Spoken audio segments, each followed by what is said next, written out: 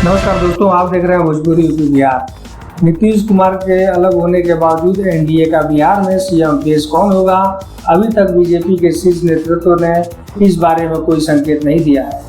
इसके बावजूद चिराग पासवान की पार्टी लोजपा आर अपने अध्यक्ष चिराग पासवान को बार बार बिहार का सीएम फेस बता रही है। चिराग की पार्टी को विश्वास है कि जिस तरह से एनडीए में कम सीट लाने वाले जेडीयू के नेता नीतीश कुमार को भाजपा ने सीएम बना दिया था, उसी तरह चिराग पासवान को भी मौका दे सकती है।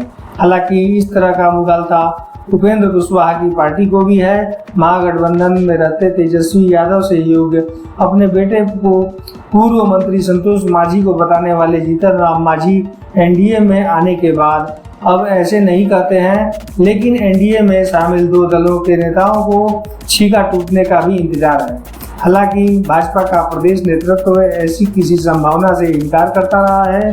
गुरुवार को भाजपा दफ्तर में आयोजित मिलन समारोह में प्रदेश अध्यक्ष सम्राट चौधरी ने भी स्पष्ट कर दिया कि बिहार का अगला सीएम पार्टी का ही कोई कार्यकर्ता बनेगा। प्रदेश अध्यक्ष होने के बावजूद भी खुद सीएम फेस की दावेदारी से बचते रहे हैं।